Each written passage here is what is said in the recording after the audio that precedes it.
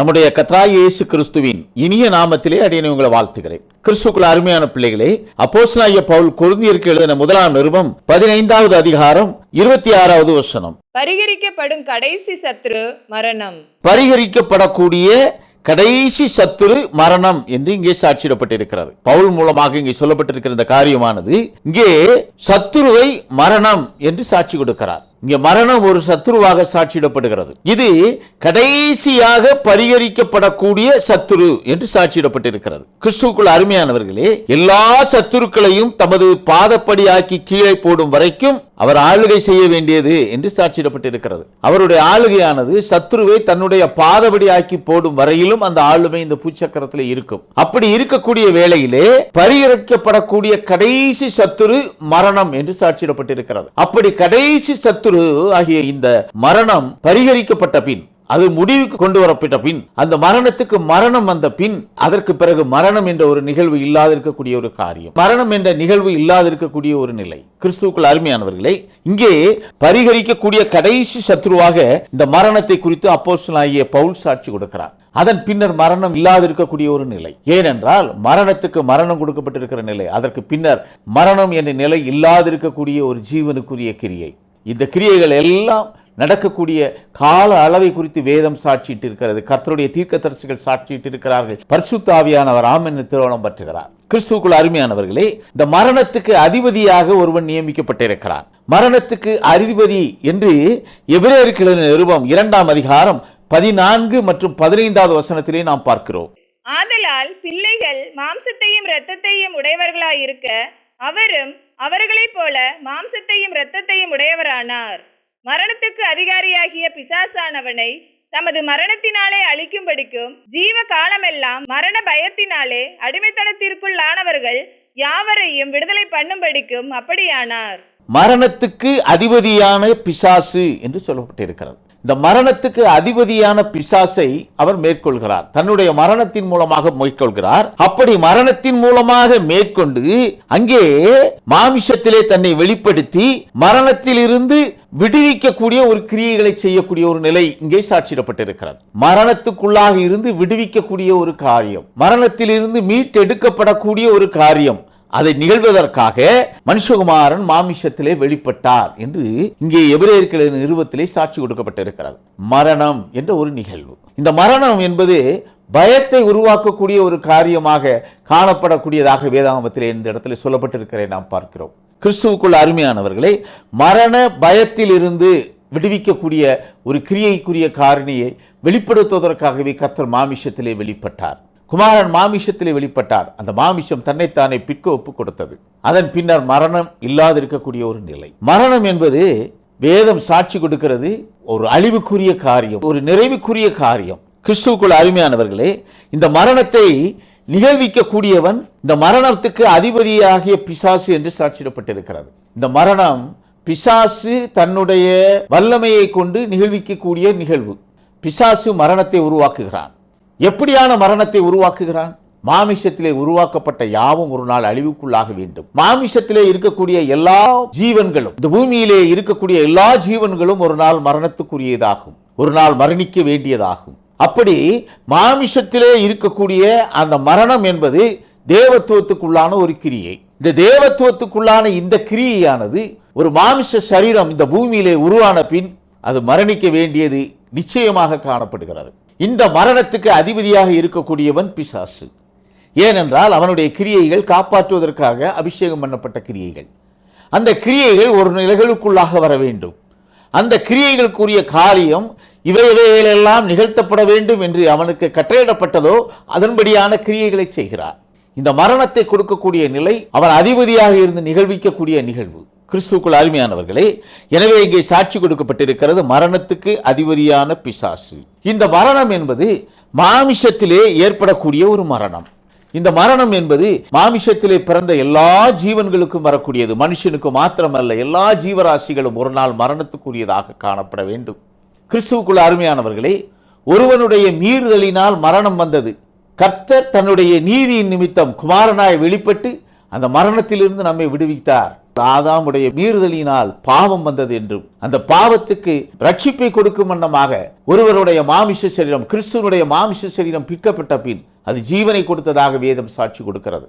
மரண இருளின் பள்ளத்தாக்கு என்று சங்கீதக்காரன் சங்கீதம் 23:4 சொல்லப்பட்டிருக்கிறதை நாம் பார்க்கிறோம். நான் மரண இருளின் பள்ளத்தாக்கிலே நடந்தாலும் பொல்லாப்புக்கு பயப்படேன், ஏனெனில் தேவரீர் என்னோட கூட இருக்கிறீர், உமது கோலும் உமது தடியும் என்னை தேற்றும்.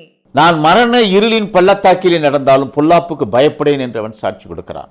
ஏது இந்த மரணம்? இந்த மரணம் அவனுடைய மாமிச சரீரத்துக்குள்ளாக ஏற்படக்கூடிய மரணம். அப்படி மரண பள்ளத்தாக்காக காணப்படக்கூடிய அந்த இடத்திலே நான் நடந்து சென்றாலும் நான் பொல்லாப்புக்கு பயப்படேன் என்று அவன் சாட்சி கொடுக்கிறான். மாமிச சரீரத்திலே கிடைக்கக்கூடிய அதிகபட்சமான ஒரு தண்டனைக்குரிய காரியம் என்னவென்றால் அது மரணம்.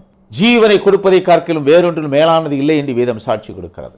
இங்கே மரணம் என்பது மாமிசத்திலே இருக்கக்கூடிய ஒரு கிரியைக்குரிய காரியம், அது நிறைவேற வேண்டிய காரியத்துக்குள்ளான ஒன்று. இங்கே சங்கீதக்காரன் சாட்சி கொடுக்கிறான், மரணம் என்பது இருள் என்று. இந்த மாமிச சரீரத்துக்குள்ளாக வரக்கூடிய காரியமே இருள் என்று சாட்சிடப்பட்டிருக்கிறது. மரணம் என்பது இருளை குறித்து சொல்லப்பட்டிருக்கிற காரியம். மரணம் என்பது இருளாகும். அவருக்குள் ஜீவன் இருந்தது என்று சாட்சிடப்பட்டிருக்கிறது. கிறிஸ்துவுக்குள் அருமையானவர்களே, புறஜாதியருடைய கலிலேயாவிலே இருளில் நடக்கிற ஜனங்கள் என்று ஏசாயா தீர்க்கதரிசியின் புத்தகம் 9ஆம் அதிகாரம் முதல் 2 வசனங்களிலே சொல்லப்பட்டிருக்கிறதை நாம் பார்க்கிறோம்.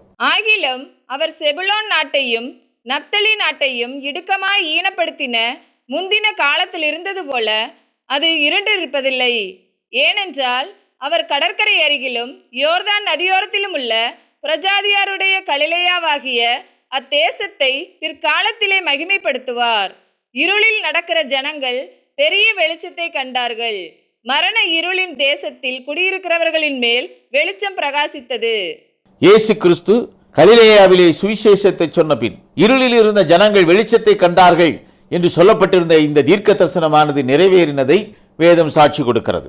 கிறிஸ்துவுக்குள் அருமையானவர்களே, மத்தேயு சுவிசேஷம் 4ஆம் அதிகாரம் 14, 15 மற்றும் 16 வசனங்களிலே இந்த தீர்க்க தரிசனம் நிறைவேறினதை குறித்து சாட்சியிடப்பட்டிருக்கிறது. கடற்கரை அருகிலும் யோர்தானுக்கு அப்புறத்திலும் உள்ள செபுலோன் நாடும் நப்தலி நாடும் ஆகிய புறஜாதியாருடைய கலிலேயாவிலே இருளில் இருக்கும் ஜனங்கள் பெரிய வெளிச்சத்தை கண்டார்கள். மரண இருளின் திசையில் இருக்கிறவர்களுக்கு வெளிச்சம் உதித்தது என்று ஏசாயா தீர்க்கதரிசியினால் உரைக்கப்பட்டது நிறைவேறும்படி இப்படி நடந்தது. மரண இருளின் தேசத்தில் என்று இங்கே சாட்சியிடப்பட்டிருக்கிறது. இங்கே ஜீவனுக்குரிய தேசம் ஒன்றென்றும் ஜீவன் இல்லாதார் இருக்கக்கூடிய தேசம் ஒன்றென்றும் அங்கே 2 பிரிவாக பிரிக்கப்பட்டிருக்கிறது. இஸ்ரவேல் கர்த்தருடைய ஜனம். இங்கே இஸ்ரவேலுக்குள்ளாக தன்னுடைய ராஜ்யத்துக்குள்ளாக ஜீவிக்கக்கூடிய ஜனம், யூதேயா தேசத்திலே ஜீவிக்கக்கூடிய ஜனம், யூதர்களாய் இருந்து இஸ்ரவேலின் வம்சமாய் வந்தவர்கள் 12 கோத்திரத்துக்குள்ளாக இருந்து எழும்பி வந்த அந்த இஸ்ரவேலர்களுக்குள்ளாக யூதேயா தேசத்திலே இருந்தவர்கள் ஜீவனுக்குரியவர்களாக என்றும் கலிலேயா தேசத்திலே இருந்தவர்கள் இருளுக்குரியவர்கள் என்றும் சாட்சியிடப்பட்டிருக்கிறது. கலிலேயா தேசத்திலே இருந்த ஜனங்கள் மரண இருளின் தேசம் என்று இங்கே சாட்சியிடப்பட்டிருக்கிறது. இங்கே ஒரு மரணம் என்பது இருளை குறித்து சாட்சியிடப்பட்டிருக்கிறது. மரணம் என்பது இருள். இந்த இருள் நீங்க ஒரு ஒளி சாட்சியிடப்பட்டது. அந்த ஒளி கிறிஸ்துவின் ஒளி என்று வேதம் சாட்சி கொடுக்கிறது. அவருக்குள் இருந்த ஜீவன் என்று சாட்சியிடப்பட்டிருக்கிறது. யோவான் எழுதின சுவிசேஷம் 1ஆம் அதிகாரம் 4வது வசனத்திலே இதை குறித்து நாம் பார்க்கிறோம். அவருக்குள் ஜீவன் இருந்தது, அந்த ஜீவன் மனுஷருக்கு ஒளியாய் இருந்தது.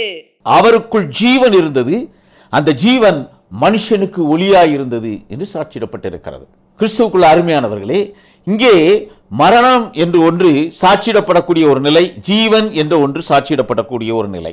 2 தன்மையிலே சாட்சியிடப்படக்கூடிய சாட்சியை நாம் இங்கே பார்க்கிறோம். கிறிஸ்துவுக்குள்ள அருமையானவர்களே, மரணத்துக்கு ஏதுவான துக்கம் என்று கிறிஸ்து கெத்செமனே தோட்டத்திலே சீஷர்களோடு பேசிய இந்த சம்பாஷணை குறித்து நாம் பார்க்கிறோம். மத்தேயு எழுதின சுவிசேஷம் 26ஆம் அதிகாரம் 38வது வசனத்திலே இதை குறித்து சொல்லப்பட்டிருக்கிறதை நாம் பார்க்கிறோம். அப்பொழுது அவர், என் ஆத்துமா மரணத்துக்கு ஏதுவான துக்கம் கொண்டிருக்கிறது, நீங்கள் இங்கே தங்கி என்னோட கூட விழித்திருங்கள் என்று சொல்லி, மரணத்துக்கு ஏதுவான துக்கம் கிறிஸ்துவினிடத்திலே இங்கே ஒரு துக்கம், அவருடைய வேர்வையெல்லாம் இரத்த துளிகளாக விழுந்தது என்று வேதம் சாட்சி கொடுக்கிறது. கிறிஸ்துவுக்குள்ள அருமையானவர்களே, அப்படியான ஒரு வியாகுலம், அது மரணத்துக்கு ஏதுவான துக்கம் என்று சாட்சியிடுகிறார். கிறிஸ்துவின் சரீரம் அந்த உபாதையை நினைத்து அங்கே இருக்கக்கூடிய அந்த சஞ்சலத்துக்குள்ளாக தன்னோடு இருந்தவன் தன்னை காட்டிக் கொடுத்ததையும் தான் யாருக்கு ரட்சிப்பை கொடுக்க வந்தேன் என்பதை மறந்த நிலையிலே அவரை அங்கே துன்புறுத்தி சிலுவையிலே அறைந்து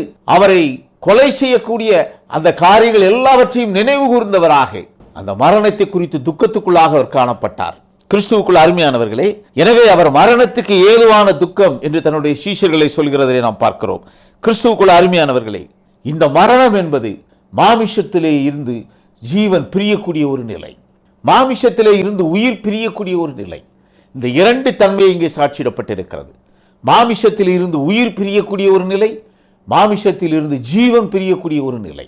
இந்த ஜீவனும் உயிரும் மாறுபட்ட தன்மையிலே காணப்பட்டிருக்கிறது. இந்த உயிர் இருளுக்குரியதாக சாட்சியிடப்பட்டிருக்கிறது. இந்த உயிர் இருளுக்குரியதாக காணப்படுகிறது.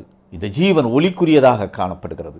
இந்த உயிர் இருளுக்குரியது என்று வேதம் சாட்சி கொடுக்கிறது. ஏனென்றால் இந்த உயிர் இந்த மாம்ச சரீரத்திலே இருக்கிற வரையில் இந்த மாம்ச சரீரத்தை இயக்கும். இந்த உயிர் மாம்ச சரீரத்திலே இருந்தும் இல்லாதிருந்தும் அது ஜீவன் இல்லாதிருந்தால் அது இருளுக்குரியதாகவே வேதம் சாட்சி கொடுக்கிறது. கிறிஸ்துவுக்குள் அருமையானவர்களே, கிறிஸ்துவை காணும் முன்னே மரிக்க மாட்டாய் என்று சிமியோனிடம் ஒரு வாக்குத்தத்தம் கொடுக்கப்பட்டது. அவனுடைய மரணத்துக்கு முன் கிறிஸ்து மாமிசத்திலே வெளிப்பட்டதை அவன் கண்டு அதை சாட்சி கொடுக்க வேண்டும் என்பது தீர்க்க தரிசனமாய் அவனுக்கு கொடுக்கப்பட்ட வார்த்தை. அது நிறைவேறுவதற்காக, தன்னுடைய மரணத்துக்கு முன்பாக அவன் அதை காண வேண்டும் என்பதற்காக அவன் தேவாலயத்திலே அங்கே தரிசிக்கிறவனாக காணப்பட்டான். இயேசு கிறிஸ்து என்ற மாம்ச சரீரம் குழந்தையாக உருவானது. அந்த குழந்தையை கரங்களிலே ஏந்தி கொண்டு அதனுடைய பெற்றோர்களாகிய மரியாளும் யோசேப்பும் தேவாலயத்துக்குள்ளாக வரும் பொழுது அங்கே சிமியோன் பரிசுத்த ஆவியினால் உந்தப்பட்டவனாக தேவாலயத்துக்குள்ளே வருகிறான். ஏனென்றால் அவனுக்கு கொடுக்கப்பட்ட அந்த வார்த்தையானது, அந்த வாக்குத்தத்தமானது கிறிஸ்துவை காணும் முன்னே மரிக்க மாட்டாய் என்பது. அவனுக்குள்ளாக இருக்கக்கூடிய மரணம், மாமிசத்துக்குள்ளாக இருக்கக்கூடிய அந்த மரணமானது கிறிஸ்துவை கண்ட பின்னே நிகழக்கூடிய நிகழ்வு.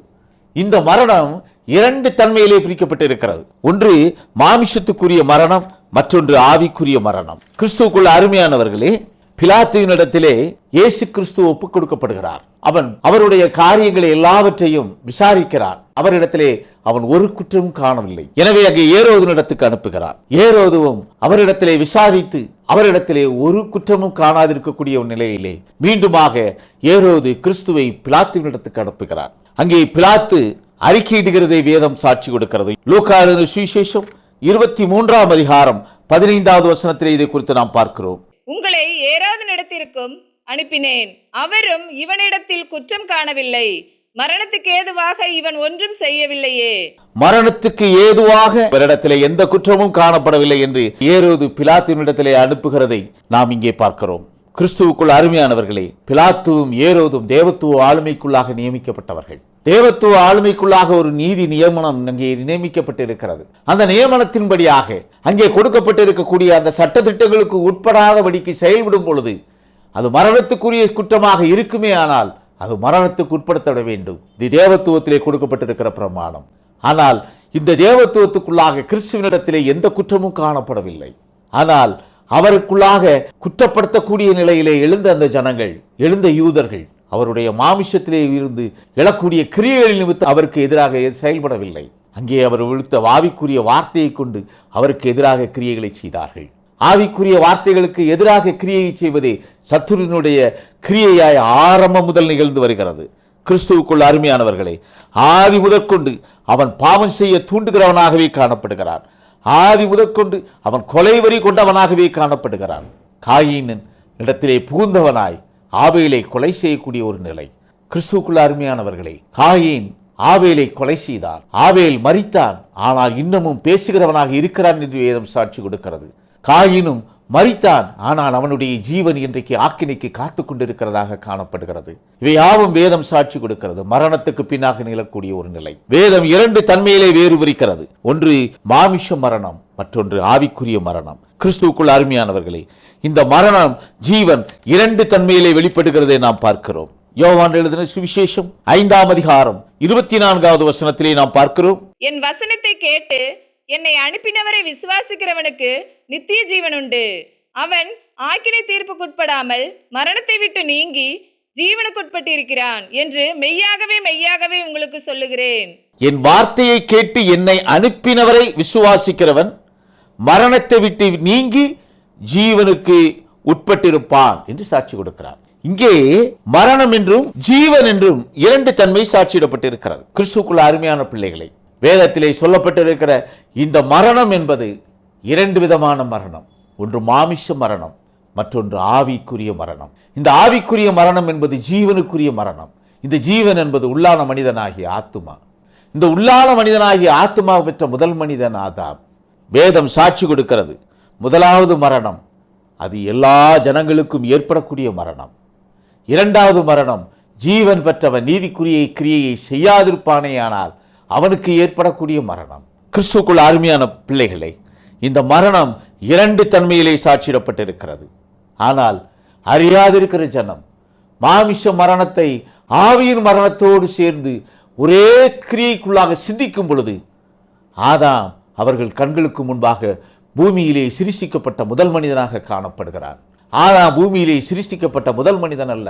வேதம் சொல்லுகிறது, ஆதாம் மூலமாக பாவம் வந்தது, ஆதாமின் மூலமாக மரணம் வந்தது. அந்த மரணம் ஆவிக்குரிய மரணம், ஜீவனுக்குரிய மரணம். அந்த மரணத்தை மாமிச மரணத்தோடு சேர்ந்து பார்க்கும் பொழுது அது தேவத்துவத்தை கர்த்தத்துவத்தோடு கொண்டு இணைப்பதை போன்ற ஒரு கிரியைக்குரிய காரியமாகும். தேவத்துவ கிரியை இந்த பூச்சக்கரத்தில் எல்லோருக்கும் பொதுவானது. கர்த்தத்துவ கிரியை இந்த பூமிக்குள்ளாக ஜீவனை கொண்டிருக்கிறவர்களுக்குரியது. நாம் ஜீவனை கொண்டிருக்கிறவர்கள், கிறிஸ்தவர்களாகிய நாம் ஜீவனை கொண்டிருக்கிறவர்கள். நமக்குள்ளாக விசுவாசத்தின் மூலம் ஆவியின் சரீரம் உருவாயிருக்கிறது. அது ஜீவன். அந்த ஜீவனுக்கு வரக்கூடிய மரணமே இரண்டாம் மரணம் என்று வேதம் சாட்சி கொடுக்கிறது. முதலாம் மரணம் சிருஷ்டிக்கப்பட்ட யாவருக்கும் வரக்கூடிய மரணம். ஆதாம் முதலாக மரித்த இந்த கிரியையானது ஆதாமுக்குள்ளாக இருந்த ஜீவன் மரணத்துக்கு நியமிக்கப்பட்ட நிலையாகும். ஆதாம் மாமிச சரீரத்தை மரிக்க வேண்டும் என்பது தேவத்துவத்துக்குள்ளான கிரியைகளில் ஒன்று. மாமிச சரீரம் மரிக்கப்பட வேண்டும், அந்த அதிகாரம் அவனிடத்திலே கொடுக்கப்பட்டிருக்கிறது. மாமிச சரீரம் மரணத்துக்குள்ளாக வேண்டும், ஆவியின் சரீரம் மரணத்துக்குள்ளாக தீர்க்கப்பட ஆக்கினை தீர்ப்பு அது பிதாவின் சமூகத்திலே அருளப்படக்கூடிய காரியம். அது பிதாவினால் அருளப்படக்கூடிய தண்டனைக்குரிய காரியம். ஜீவனானது அது நித்திய ஜீவனை பெற வேண்டுமா, அது ஆக்கினையை பெற வேண்டுமா, இதுவே கர்த்தருடைய நியாய தீர்ப்புக்குள்ளான காரியம், தீர்ப்புக்குரிய காரியம். கிறிஸ்துவுக்குள் அருமையானவர்களே, ஆதாமுக்கு வந்த மரணம் பூமியிலே வந்த முதல் மரணம் அல்ல, பூமியிலே வந்த மாம்ச சரீரத்திலே எழுந்த முதல் மரணம் அல்ல.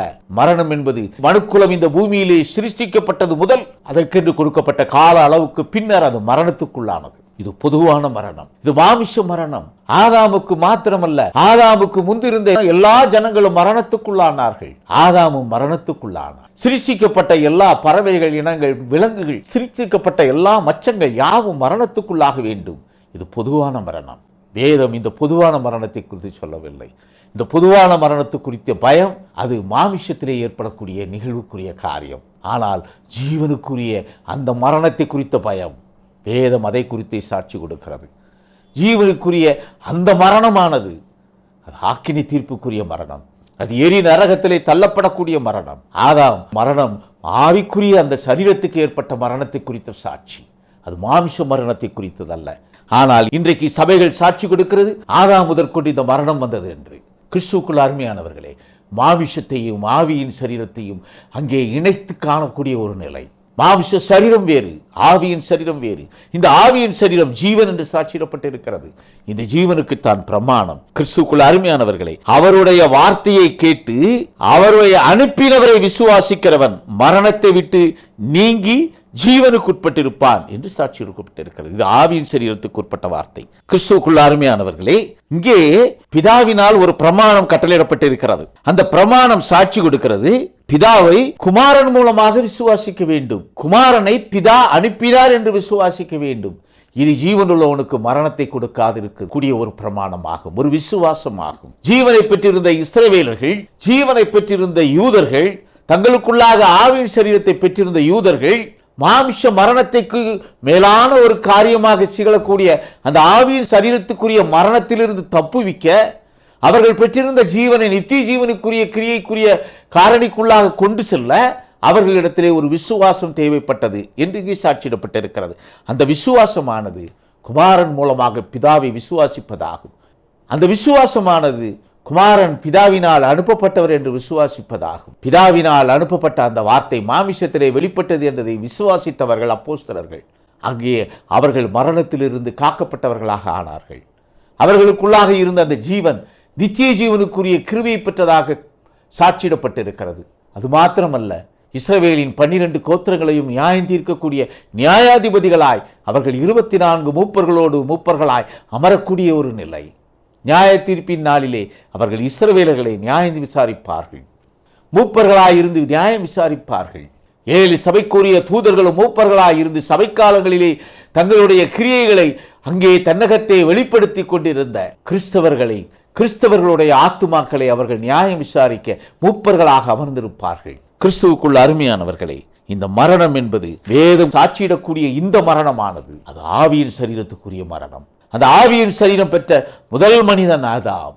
அந்த ஆதாமுடைய மரணம் அவன் வார்த்தையை மீறினபடியினால் அவனுடைய ஜீவனுக்கு கிடைத்த மரணம். அவனுடைய ஆவியின் சரீரமாகிய ஆத்மாவுக்கு அளிக்கப்பட போகிற 2ஆம் மரணம் அவனுடைய மாமிச சரீரம் மரணத்துக்குள்ளாகும். அவன் பிரமாணத்தை மீறியதனால் அவனுடைய மாம்ச சரீரம் மரித்ததாக சொல்லப்படக்கூடிய காரியம் சத்தியத்துக்கு மாறான ஒரு சுவிசேஷமாகும்.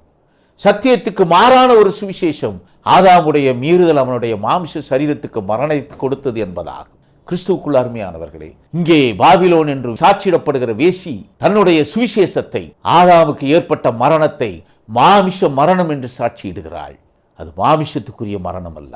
நன்மை தீமை அறியத்தக்க விருட்சத்தின் கனியை புசித்ததினால் அவனுடைய மாமிச சரீரம் மரிக்கவில்லை.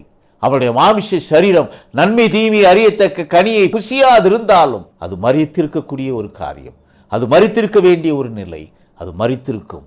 அதற்கென்று கொடுக்கப்பட்டிருக்கிற ஆயுசு நாட்கள் நிறைவேறின பின் அது மரித்திருக்கும். ஆனால் அவனுக்குள்ளாக இருந்த ஜீவன் மரணத்துக்கு உள்ளானதே அவன் அந்த பிரமாணத்தை மீறியதனால் வந்த பலன். கிறிஸ்துவுக்குள் அருமையானவர்களே, இங்கே மரணம் ஜீவன் என்று 2 தன்மையாக பிரிக்கப்பட்டிருக்கிறது. மரணம் அது மாமிச மரணம், ஜீவன் அது ஆவிக்குரிய கிரியை. அந்த ஆவிக்குரிய சரீரம் மரணத்துக்குள்ளாக வேண்டியதா, அது ஜீவனுக்குள்ளாக வேண்டியதா, அதை நிர்ணயிக்கிறதற்காகவே, அதை கொண்டு பிரிவினையை உண்டு பண்ணுவதற்காகவே கர்த்தர் வார்த்தையை அனுப்புகிறார், தன்னுடைய பிரமாணத்தை அனுப்புகிறார். அந்த பிரமாணமே சாட்சி கொடுக்கிறது, ஜீவனுக்குரியவனை நித்திய ஜீவனுக்குரியவனாக மாற்றுகிறது. கிறிஸ்துவுக்குள் அருமையானவர்களே, இங்கே மற்றொரு காரியத்தை குறித்து நாம் பார்க்கிறோம். ஆவியின் சிந்தை ஜீவன், மாமிச சிந்தை மரணம். ரோமாவியாருக்கு பவுல் எழுதின நிருபம் 8ஆம் அதிகாரம் 6வது வசனம். மாம்ச சிந்தை மரணம், ஆவியின் சிந்தையோ ஜீவனும் சமாதானமுமாம். எது மாமிச சிந்தை? ஆதாமுடைய மாமிச சரீரமானது நன்மை தீமையை அறியத்தக்க விருட்சத்தின் கனியினை புசித்ததனால் மரணத்துக்குள்ளானது என்று அருளப்படக்கூடிய அந்த சுவிசேஷமானது, என்று விசுவாசிக்கக்கூடிய அந்த விசுவாசமானது மாமிச சிந்தையை குறித்ததாகும். ஏனென்றால் பிரமாணம் மாமிசத்துக்குரியதல்ல. மாமிசத்துக்குரிய பிரமாணம் மாமிச சரீரத்தை நன்னறிப்படுத்துவதற்காக கொடுக்கப்படுகிறது. நன்மை தீமை அறியத்தக்க விருட்சமானது தச்சுத்தன்மை கொண்ட விருட்சம் அல்ல. அது மிகவும் இச்சிக்கப்படக்கூடிய ஒரு விருட்சத்தின் கனியாகவே அந்த கனி காணப்பட்டது. நன்மை தீமை அறியக்கூடிய அந்த தன்மையை கொடுக்கக்கூடிய அந்த விருட்சத்தின் கனியானது புசிப்பதற்கு நச்சுத்தன்மை கொண்டதல்ல. அப்படி புசித்ததனால் ஆதாம் மரணத்துக்குள்ளான என்று சாட்சியிடப்படவில்லை. அதன் பின்னர் அவன் ஜீவனுக்குரியவனாக ஆயுசு நாட்களில் இந்த பூமியிலே ஜீவித்திருந்தான். கிறிஸ்துவுக்குள் அருமையானவர்களே, புசித்த நாளிலே சாவாய் என்று கர்த்தர் சாட்சியிடுகிறார். கர்த்தர் கொடுத்த பிரமாணமானது இது, புசிக்கிற நாளிலே நீ சாகவே சாவாய் என்பதாகும். ஆனால் புசித்த நாளிலே அவனுடைய மாமிசம் மரிக்கவில்லை, அவனுடைய ஜீவன் மரணத்துக்குள்ளானது. கிறிஸ்துவுக்குள் அருமையான பிள்ளைகளை, மாமிச சரீரத்துக்குரிய மரணம் வேறு, ஆவியின் சரீரத்துக்குரிய மரணம் வேறு. ஆதாமுக்குள்ளாக வந்த மரணம் அது ஜீவனுக்குரிய மரணமாய் அவனுக்கு கொடுக்கப்பட்ட ஆக்கினைக்குரிய காரியம், அது 2ஆம் மரணம். அவன் அதற்காக காத்து கொண்டிருக்கிறான். அவனுடைய மாமிச சரீரமானது மரணத்துக்குள்ளானது, அது எல்லா ஜனங்களைப் போல மரணத்துக்குள்ளானது. ஆதாம் சிருஷ்டிக்கப்பட்ட முதல் மனிதன் அல்ல. ஆதாமுடைய மீறுதலினால் மரணம் மாமிச சரீரத்துக்கு வரவில்லை. ஆதாமுடைய மீறுதலினால் மாமிச சரீரம் மரிக்கவில்லை. மாமிச சரீரத்திலே வந்த மற்ற ஜனங்கள் மரிக்கவில்லை. கிறிஸ்துவுக்குள் அருமையானவர்களே, இந்த மரணம் என்பது ஆவியின் சரீரத்தை குறித்த மரணம். அதை குறித்து ஜீவனின் மரணம் என்று வேதம் சாட்சி கொடுக்கிறது. அந்த ஜீவன் என்பது ஆத்துமாவாகும். ஆத்துமா உயிர். அந்த ஜீவனை பெற்ற முதல் மனிதன் ஆதாம். ஆதாமுக்குள்ளாக தம்முடைய ஜீவ சுவாசத்தை ஊதினார் என்று வேதம் சாட்சி கொடுக்கிறது. எந்த மனுஷனையும் உயிர்ப்பிக்கிற மெய்யான ஒளி அவருக்குள் இருந்த ஜீவன் அன்றைக்கு ஆதாமிடத்திலே வந்தது. ஆதாமிடத்திலே ஊதப்பட்ட அந்த ஜீவன் அவனுக்குள்ளாக ஆவியின் சரீரத்தை உருவாக்கிற்று. அந்த ஆவியின் சரீரம் பிரமாணத்தை மீறினபடினால் மரணத்துக்கு என்று நியமிக்கப்பட்டது. அது மாமிச சரீரத்துக்குரிய மரணம் அல்ல, மாமிச சிந்தையே மரணம். ஆதாமுடைய சரீரத்தை மாமிச சிந்தையோடு சிந்திக்கும் பொழுது நன்மை தீமை அறியத்தக்க விருட்சத்தின் கனியினால் அவன் தன்னுடைய சரீரத்திலே மரணத்தை பெற்றான் என்று சொல்லப்படுகிற சுவிசேஷமானது மாமிச சிந்தைக்குரிய சுவிசேஷமாகவே பரிசுத்தாவியானவர் சாட்சி கொடுக்கிறார். கிறிஸ்துவுக்குள் அருமையானவர்களே, வேதம் சாட்சி கொடுக்கிறது பரிகரிக்கப்படக்கூடிய கடைசி சத்துரு மரணம் என்று. அதை குறித்து நாம் பார்த்தோம். இந்த மரணமானது பரிகரிக்கப்படக்கூடிய கடைசி சத்துரு, அதன் பின்னர் மரணம் இல்லாத இருக்கக்கூடிய ஒரு நிலை. 1000 வருட அரசாட்சியிலே ஜீவனுள்ளவர்களாய் இந்த பூமியிலே கர்த்தருடைய அரசாட்சியில் பங்கடையக்கூடியவர்கள், அந்த அரசாட்சியில் பங்கு ஏற்றுக்கொள்ளக்கூடியவர்கள் மரணிக்க இயலாதிருக்கக்கூடிய ஒரு நிலை. அவர்கள் மீது இரண்டாவது மரணத்துக்கு அதிகாரம் இல்லை என்று வேதம் சாட்சி கொடுக்கிறது. அவர்கள் மாமிச சரீரத்திலே இருந்தாலும் அந்த மாமிச சரீரத்திலே இருந்து 1000 வருடம் இந்த பூமியிலே அவருடைய அரசாட்சியில் பங்கடைந்த பின்னரும் ஒரு நொடி பொழுதிலே மறுரூபமாகக்கூடிய ஒரு நிலை. கிறிஸ்துவுக்குள்ள அருமையானவர்களே, மரணம் இல்லாத இருக்கக்கூடிய ஒரு நிலை, மூப்பு இல்லாத இருக்கக்கூடிய ஒரு நிலை. 1000 வருட அரசாட்சியிலே அங்கே அவருடைய பரிசுத்த பர்வதம் எங்கும் தீங்கு செய்வாரும் இல்லை, கேடு நிலைப்பாரும் இல்லை என்று சொல்லக்கூடிய ஒரு காரியம். கிறிஸ்துவுக்குள் அருமையானவர்களே, 1000 வருடம் என்பது அங்கே அவருடைய அரசாட்சியின் காலம். அவருடைய அரசாட்சியின் காலம். அந்த அரசாட்சியின் காலத்திலே இந்த பூமியிலே மரணம் இல்லாது இருக்கக்கூடிய ஒரு நிலை. 2 தீமோத்தேயு 1 அதிகாரம் 10வது வசனத்திலே நாம் பார்க்கிறோம், நம்முடைய இரட்சகராகிய இயேசு கிறிஸ்து பிரசன்னமானதினாலே அந்த கிருபை இப்பொழுது வெளிப்படுத்தப்பட்டது.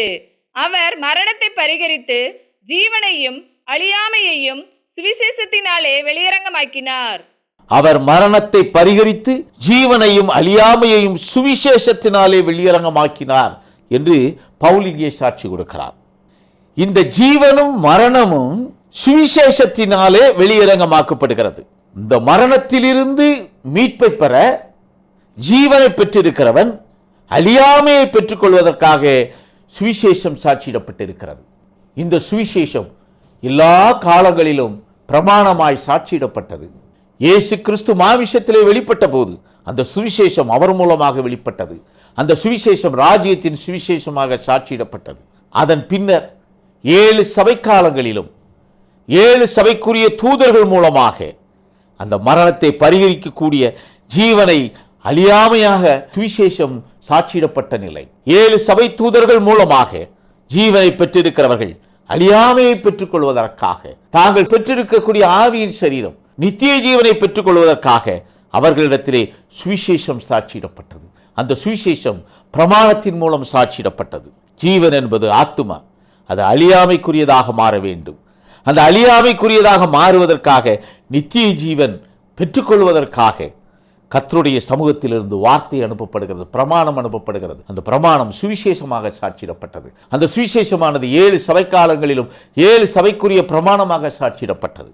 கிறிஸ்துவுக்குள் அருமையானவர்களை, சுவிசேஷத்திலே 2 விதமான சுவிசேஷத்தை குறித்து வேதத்திலே நாம் பார்க்கிறோம். ஒன்று பொதுவான சுவிசேஷம், மற்றொன்று ரட்சிப்புக்கு ஏதுவான சுவிசேஷம்.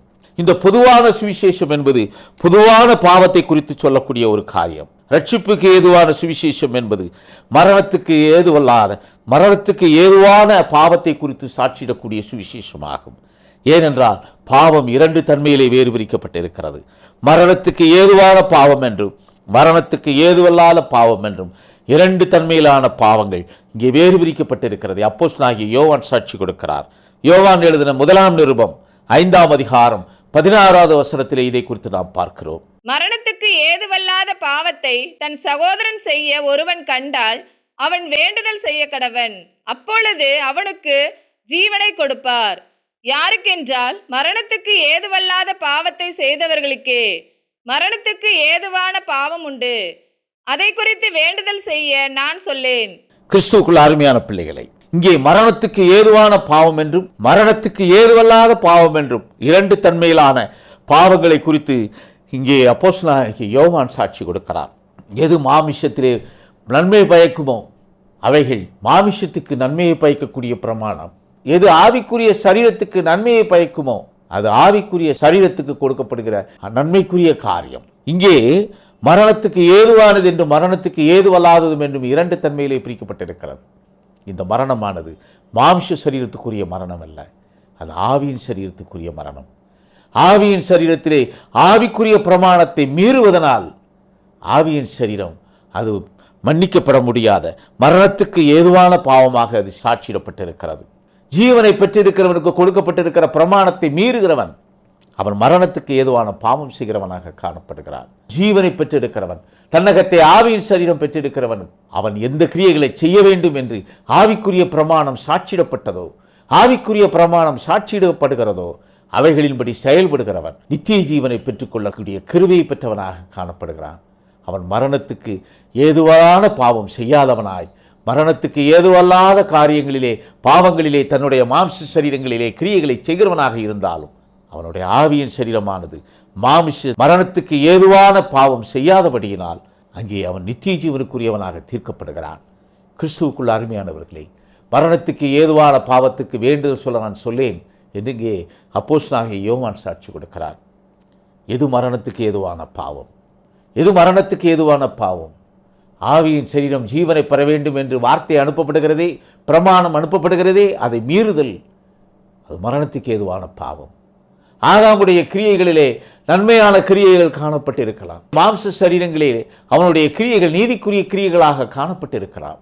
ஏசாவின் கிரியை நீதிக்குரிய கிரியையாக காணப்பட்டிருந்தாலும், ஏசாவுடைய மாமிச கிரியை நீதிக்குரிய கிரியைகளாய் காணப்பட்டாலும், புத்திர சுவிகாரத்துக்குரிய அந்த சுதந்திரத்தை இழந்து கொள்ளக்கூடிய ஒரு நிலை அவன் உதாசீனம் செய்தான். மாமிசத்துக்குரிய காரியத்தை, நன்மையை பெற்றுக்கொள்வதற்காக ஆவியின் சரீரத்துக்குரிய கிரியைக்கு மாறுபாடான கிரியை செய்தான். அவனுடைய உதாசீனம் அவனை நித்திய ஜீவன் என்ற கிருபையை இழக்கச் செய்ததாக காணப்பட்டது. கிறிஸ்துவுக்குள் அருமையானவர்களே, வேதம் சாட்சி கொடுக்கிறது பிசாசு வஞ்சகன் என்று. பிசாசு எதன் மூலமாக வஞ்சிக்கிறான்? பிசாசு மாமிசத்துக்குரியதை கொண்டு ஆவிக்குரியதை தீர்மானிக்க செய்து வஞ்சிக்கிறவனாக காணப்படுகிறான். இங்கே ஏவாளிடத்திலே அந்த வஞ்சக கிரியை, புசிக்கிற நாளிலே சாகவே சாவதில்லை என்று அவன் ஏவாளிடத்திலே சாட்சி கொடுத்தான். ஏவாளும் புசித்த நாளிலே சாகவே சாகவில்லை. ஆதாமும் புசித்த நாளிலே சாகவே சாகவில்லை. கிறிஸ்துவுக்குள் அருமையானவர்களே, அந்த மரணம் மாமிச மரணம் அல்ல. ஆனால் இன்றைக்கு சபைகள் ஆதாமுடைய மரணமானது மாமிச மரணமாக எண்ணி நன்மை தீமை அறியத்தக்க அந்த கனியை புசித்ததின் மூலம் ஏற்பட்ட அந்த மீறுதல் அவனுடைய மாமிச சரீரத்துக்கு மரணத்தை உண்டாக்கிற்று என்று சிந்திக்கக்கூடிய ஒரு நிலை, அது சத்தியத்துக்கு மாறான ஒரு நிலை. அது ஆவியின் சரீரத்துக்கு எதிரான ஒரு சிந்தை. அந்த சிந்தையை மாமிச சிந்தை என்று வேதம் சாட்சி கொடுக்கிறது. கிறிஸ்துவுக்குள்ள அருமையான பிள்ளைகளை, நாம் ஆவியின் சரீரம் பெற்றிருக்கிற ஜனம், ஜீவனை பெற்றிருக்கிற ஜனம். நமக்குள்ளாக இருக்கக்கூடிய இந்த ஜீவனானது மரணிக்காது. இந்த ஜீவனுக்குரிய மரணமே வேதம் இரண்டாம் மரணம் என்று சாட்சி கொடுக்கிறது. அது ஆவியின் சரீரத்துக்குரிய தண்டனை, அது ஆக்கினை தீர்ப்பினால் வரக்கூடிய அழிவு. அந்த அழிவையே வேதம் மரணம் என்று சாட்சி கொடுக்கிறது. ஆனால் மாமிச மரணமானது ஆதாம் அல்ல, ஆதாமுக்கு முன்னும் ஆதாமுக்கு பின்னும் ஆதாம் செய்த பாவத்தின் நிமித்த மாமிசத்திலே மரணம் இல்லை. அந்த மரணம் அது மாமிச சரீரத்திலே உருவான எல்லா ஜீவராசிகளுக்கும் பொதுவாக நியமிக்கப்பட்ட ஒரு மரணம். எல்லா ஜீவராசிகளும் மரணிக்க வேண்டும். இந்த பூமி ஒரு சுழற்சியின் மூலம் சிருஷ்டிக்கப்பட்டது. அவர் 6 நாளும் சிருஷ்டித்த சிருஷ்டிப்புகள் யாவும் ஒரு நாள் அழிவுக்குள்ளாகும். கிறிஸ்துவுக்குள்ள அருமையானவர்களே, ஆவியின் சரீரம் எடைபடுவதற்காக ஆதாம் தெரிந்தெடுக்கப்பட்டார். ஆவியின் சரீரம் எடைபடுவதற்காக ஆபிரகாம் தெரிந்தெடுக்கப்பட்டார். ஆவியின் சரீரம் எடைபடுவதற்காக ஈசாக்கு தெரிந்தெடுக்கப்பட்டார். ஆவியின் சரீரம் எடைபடுவதற்காக இஸ்ரவேல் தெரிந்தெடுக்கப்பட்டார். ஆவியின் சரீரம் எடைபடுவதற்காக இஸ்ரவேல் என்ற ஒரு ஜனம் கர்த்தருடைய சமூகத்தில் தெரிந்தெடுக்கப்பட்டது. இன்று கிறிஸ்தவர்களாகிய நாமும் அந்த ஆவியின் சரீரம் பெறுவதற்காக, நமக்குள்ளாக ஜீவனை பெறுவதற்காக தெரிந்தெடுக்கப்பட்ட ஜனம். நாம் விசுவாசத்தின் மூலம் இந்த ஜீவனை பெற்றிருக்கிறோம். இந்த ஜீவனை பெற்றிருக்கிற நாம் மாமிசத்திலே மரணம் அடைவது உறுதி. மாமிச மரணம் என்பது ஜீவனை பெற்றிருந்தாலும் ஜீவனை பெறாதிருந்தாலும் இயல்பாக நகலக்கூடிய ஒன்று. ஆனால் நமக்குள்ளாக இருக்கக்கூடிய ஜீவனுக்கு மரணம் ஏற்படுமே ஆனால் அது ஆக்கினைக்குரிய தண்டனையாகவே வேதம் சாட்சி கொடுக்கிறது. நாம் நமக்குள்ளாக பெற்றிருக்கக்கூடிய ஆவியின் சரீரத்தை, மரணத்துக்குள்ளாகாத ஒரு கிரியையை நாம் மாமிச சரீரத்திலே இருந்து நிறைவேற்ற வேண்டும். இந்த கிரியைக்கு பலன் நமக்கு மறுமையின் நித்திய ஜீவனிலே கொடுக்கப்படும். அவனவன் மாமிசத்திலே செய்யக்கூடிய நன்மையிலும் தீமையிலும் நாம் பரலோகத்திலே சுதந்திரத்தை பெற்றுக்கொள்ளப் போகிறோம். கிறிஸ்துவுக்குள் அருமையானவர்களே, நம்முடைய ஜீவனுக்கு என்று கொடுக்கப்பட்டிருக்கிற அந்த பிரமாணத்திலே நாம் ஜீவனுக்குரிய கிரியைகளை செய்வோமே ஆனால் நாம் நித்திய ஜீவனுக்குரியவர்களாக சாட்சியிடப்படுவோம். கிறிஸ்துவுக்குள் அருமையானவர்களே, நாம் இயேசு கிறிஸ்துவுடைய ரகசிய வருகையிலே எடுத்துக்கொள்ளப்படக்கூடிய கிருபையை பெற்ற ஜனமாக இருப்போமே ஆனால் நாம் இந்த மாமிச சரீரத்திலே இருக்கிற வண்ணமாய் எடுத்துக்கொள்ளப்படுகிறதில்லை. நாம் இந்த மாமிச சரீரத்திலே வாலிப பிராயம் கொண்டவர்களாக இருக்கலாம். வயோதிகர்களாகி நரைமுடியோடு நாம் எழுந்து நம்மக்கூடிய காரியங்களை நாமே பார்த்துக் கொள்ளக்கூடிய இயல்பிலே நாம் இல்லாதிருக்கக்கூடிய ஒரு நிலைக்குள்ளாக கூட இருக்கலாம். அப்படியான ஒரு நிலைக்குள்ளாக இந்த மாமிச சரீரம் எடுத்துக்கொள்ளப்படுகிறதில்லை. இந்த மாமிச சரீரமானது மறுரூபமாக்கப்பட்டே எடுத்துக்கொள்ளப்படும் என்று வேதம் சாட்சி கொடுக்கிறது. இயேசு கிறிஸ்து தன்னுடைய சீஷர்களிடத்திலே தன்னை வெளிப்படுத்தும் பொழுது, மறுரூபமாகும் போது, தன்னுடைய நிலையிலிருந்து வேறொரு ரூபமாகும் போது, பேதுரு, யாக்கோபு, யோவான் இவர்கள் முன்பாக அவர் மறுரூபமானார் என்று வேதம் சாட்சி கொடுக்கிறது. மத்தேயு எழுதின சுவிசேஷம் 17ஆம் அதிகாரம் 2வது வசனத்திலே இதை குறித்து நாம் பார்க்கிறோம். அவர்களுக்கு முன்பாக மறுரூபமானார். அவர் முகம் சூரியனைப் போல பிரகாசித்தது. அவர் வஸ்திரம் வெளிச்சத்தைப் போல வெண்மையாயிற்று. இயேசு அவர்களுக்கு முன் மறுரூபமானார். தன்னுடைய ரூபத்திலிருந்து வேறொரு ரூபமாக மாறினார். நாமும் நம்முடைய ரூபத்திலிருந்து வேறொரு ரூபமாக மாறப்போகிறோம். அது வானத்துக்கு ஏற்ற மேனி என்று வேதம் சாட்சி கொடுக்கிறது. பூமிக்குரிய மேனி வேறு, வானத்துக்குரிய மேனி வேறு. வேதம் சாட்சி கொடுக்கிறது, நாம் வானத்துக்குரிய மேனியை பெற்றவர்களாக மாற வேண்டும். நாம் வானத்துக்குரிய மேனியை பெற்றவர்களாக மாறும் பொழுது நாம் நமக்குள்ளாக இருக்கக்கூடிய ஆவியின் சரீரம் நித்திய ஜீவன் என்ற கிருபையை பெற்ற ஜனமாய் அவருடைய ராஜ்யத்துக்குள்ளாக அழியாதிருக்கக்கூடிய அந்த ராஜ்யத்துக்குள்ளாக நித்திய காலமாய் நாம் ஜீவிக்க போகிற ஒரு கிரியையை சாட்சியிடக்கூடிய ஒரு நிலை. கிறிஸ்துவுக்குள் அருமையானவர்களை, நாம் மறுரூபமாக்கப்பட்டு எடுத்துக்கொள்ளப்படுவோம். 1 கொரிந்தியர் 15ஆம் அதிகாரம் 51 மற்றும் 52 வசனங்களிலே இதை குறித்து சொல்லப்பட்டிருக்கிறதை நாம் பார்க்கிறோம். இதோ ஒரு ரகசியத்தை உங்களுக்கு அறிவிக்கிறேன். நாம் எல்லாரும் நித்திரையடைவதில்லை. ஆகிலும் கடைசி எக்காலம் தொனிக்கும் போது ஒரு நிமிஷத்திலே, ஒரு இமை பொழுதிலே நாம் எல்லாரும் மறுரூபமாக்கப்படுவோம். எக்காலம் தொனிக்கும். அப்பொழுது மரித்தோர் அழிவில்லாதவர்களாய் எழுந்திருப்பார்கள். நாமும் மறுரூபமாக்கப்படுவோம். கிறிஸ்துவுக்குள் அருமையானவர்களே, இங்கே ரகசியம் என்று அப்போஸ்தலனாகிய பவுல் சாட்சி கொடுக்கிறார். கடைசி எக்காலம் தொனிக்கும் பொழுது ஒரு நிமிஷத்திலே, ஒரு இமைப்பொழுதிலே நாம் எல்லோரும் மறுரூபமாக்கப்படுவோம் என்று சாட்சி கொடுக்கிறார். ஒரு இமைப்பொழுதில் நாம் எல்லோரும் மறுரூபமாக்கப்படுவோம். இப்படி மறுரூபமாக்கப்பட்டு மணவாளனோடு நாம் எடுத்துக்கொள்ளப்பட போகிறோம். அப்படி மறுரூபமாக்கப்பட்டு எடுத்துக்கொள்ளப்பட போகிற நாம் 1000 வருடம் அரசாட்சி ஆரம்பமாகும் வரையிலும் 2ஆம் வானத்திலே நாம் இளைப்பாறப் போகிறோம். அப்படி இளைப்பாறுதலுக்குள்ளாக இருந்து மீண்டுமாக அழிவில்லாத ஒரு நிலைக்குள்ளாக நாம் இந்த பூமியிலே 1000 வருட அரசாட்சியிலே, அவருடைய அரசாட்சியிலே பங்கடைகிறவர்களாக காணப்படுவோம். ஒரு நிமிஷத்திலே, ஒரு இமைப்பொழுதிலே நாம் எல்லோரும் மறுரூபமாக்கப்படுவோம். எக்காலம் தொனிக்கும். அப்பொழுது மரித்தோர் அழிவில்லாதவர்களாய் எழுந்திருப்பார்கள். நாமும் மறுரூபமாக்கப்படுவோம் என்று சாட்சி கொடுக்கிறார். மரித்தோர் அழிவில்லாதவர்களாய் எழுந்திருப்பார்கள். அது அழிவில்லாத ஒரு சரீரம், மாமிச சரீரம், அழிவுக்குள்ளாகக்கூடிய ஒரு சரீரம். அதையே இயேசு கிறிஸ்து உயிர்த்தெழுந்து வெளிப்படுத்தி காட்டினார். இயேசு கிறிஸ்து மரணத்தை பரிகரித்தார். அந்த மரணம் நாம் மாமிசத்துக்குள்ளாக அடையக்கூடிய மரணம். அந்த மரணத்திலிருந்து நமக்கு ஜீவனை கொடுப்பதற்காகவே அவர் பிதாவினால் அனுப்பப்பட்டார்.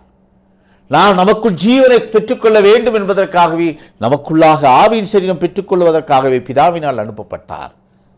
அந்த நாமம் பிதாவினுடைய நாமமாய் உயர்த்தப்பட்டு நமக்குள்ளாக ஜீவனை கொடுத்திருக்கிறது. கிறிஸ்துவுக்குள் அருமையானவர்களே, நாம் மாமிச சரீரத்துக்குரிய மரணத்தை எல்லா ஜனங்களைப் போல நாம் பெற்றுக்கொள்ளக்கூடிய ஒரு நீதிக்குரிய கிரியைக்குள்ளாகவே இந்த பூமியிலே பிறந்து வளர்ந்திருக்கிறோம். ஆதாமும் மற்ற ஜனங்களைப் போல ஒரு ஜனமாய் அன்றைக்கு பூமியிலே வளர்ந்திருந்தவன். அவன் வேறுவிரிக்கப்பட்டான். அவன் ஜீவனுக்கென்று வேறுவிரிக்கப்பட்டான். அந்த ஜீவன் அவனுக்குள்ளாக இருந்த ஆவியின் சரீரம். அது பிதாவின் ஸ்பரிசத்தினால் அவனுக்குள்ளாக உருவான ஆவியின் சரீரம்.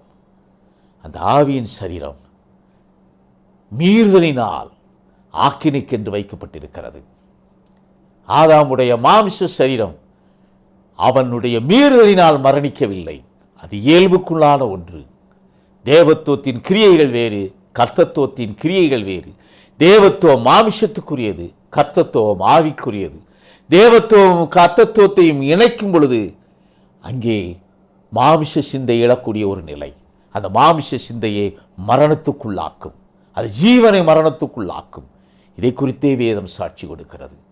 நாம் ஜீவனுக்குரிய கிரியைகளை செய்ய தேவ சமூகத்திலே நம்ம ஒப்புக் கொடுப்போம். ஜீவனுக்குரிய பிரமாணங்களை கர்த்தர் நம்மிடத்திலே வெளிப்படுத்தி நம்மை வழிநடத்தி ஜீவனுக்குரியவர்களாகிய நாம் நித்திய ஜீவனை பெற்றுக்கொள்ள அனுகிரகம் செய்வார். ஆமென், ஆமென், ஆமென்.